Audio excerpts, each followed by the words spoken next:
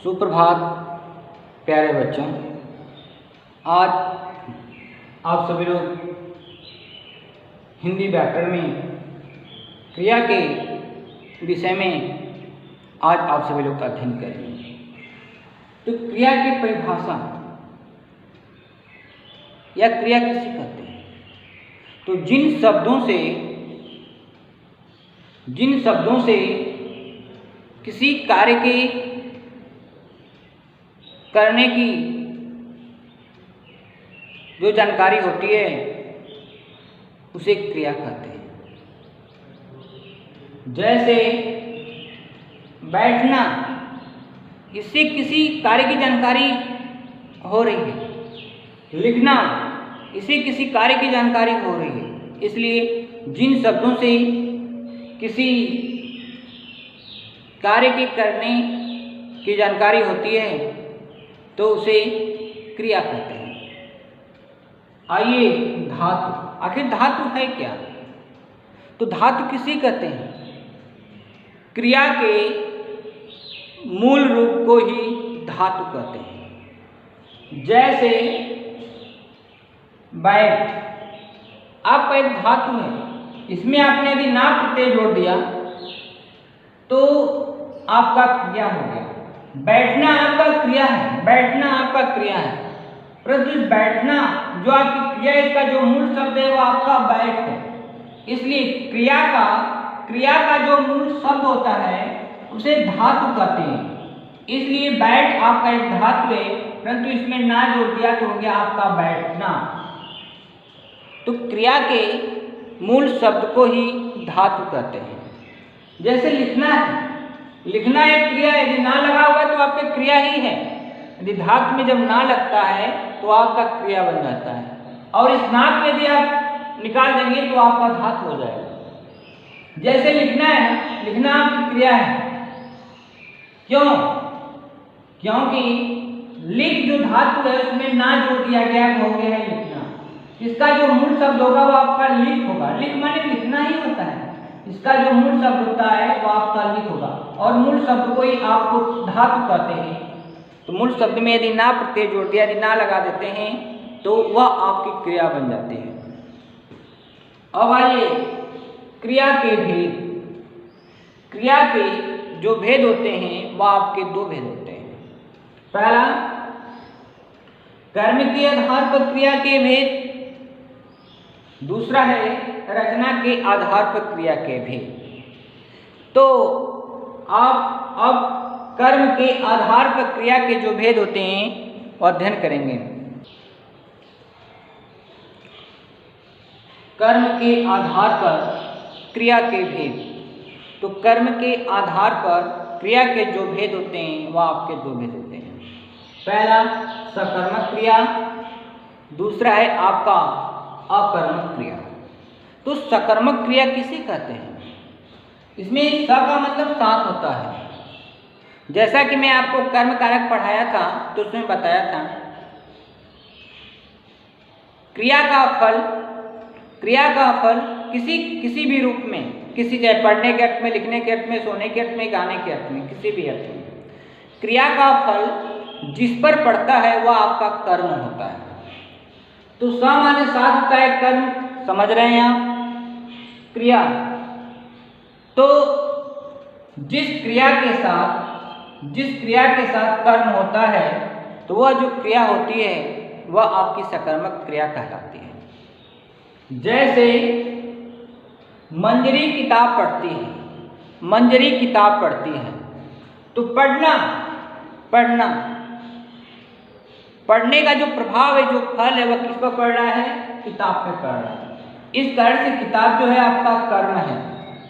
तो यह जो क्रिया होगी, जब किताब आपका कर्म है तो यह जो क्रिया होगी वो आपकी सकर्मक क्रिया होगी।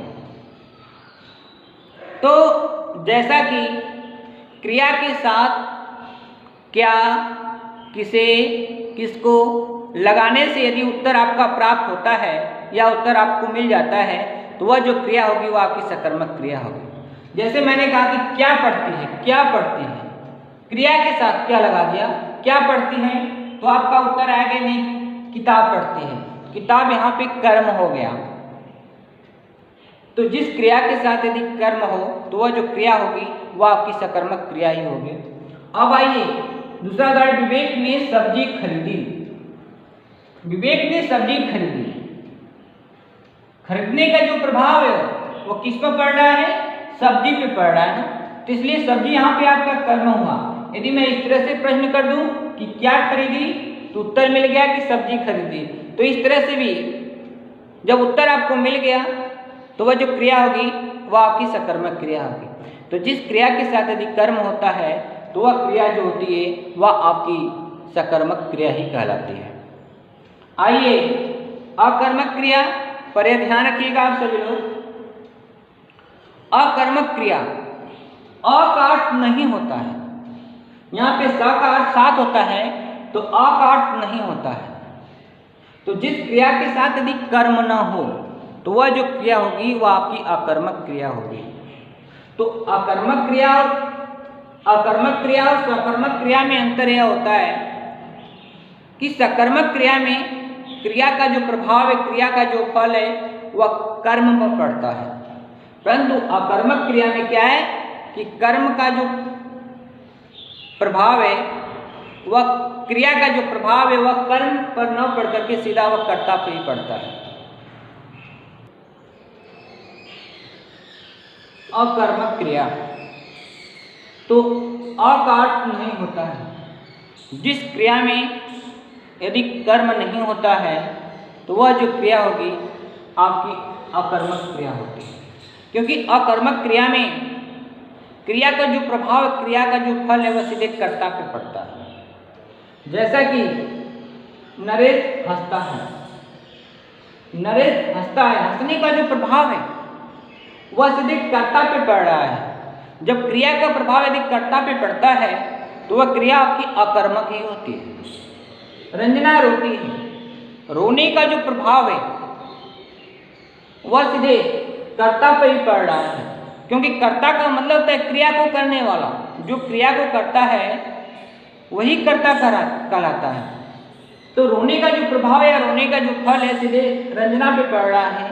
इस कारण से ये दोनों जो वाक्य हैं आपके अकर्मक वाक्य ही हैं, क्योंकि अकर्मक का मतलब होता है जिस क्रिया में कर्म नहीं होता है तो वह जो क्रिया होती है वह आपकी अकर्मक क्रिया ही कहलाती है। आइए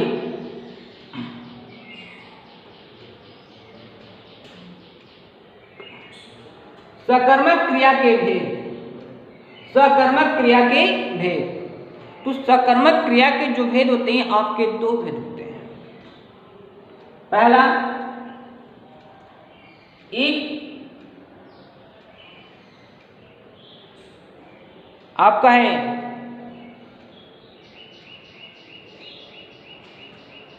एक कर्मक क्रिया,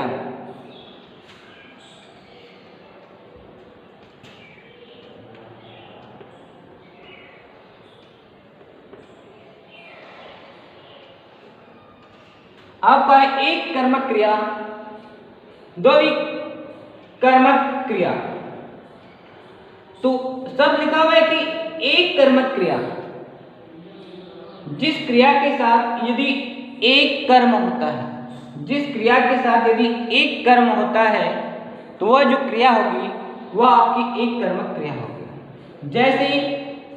जैसे राजेश पत्रिका पढ़ रहा है, जैसे राजेश पत्रिका पढ़ रहा है, इस वाक्य में पढ़ना जो क्रिया है इसका जो प्रभाव है, इसका जो फल है वो पत्रिका में पढ़ रहा है। तो इस वाक्य में केवल पत्रिका केवल एक कर्म है, इस कारण से यह जो वाक्य होगा आपका एक कर्मक क्रिया होगा।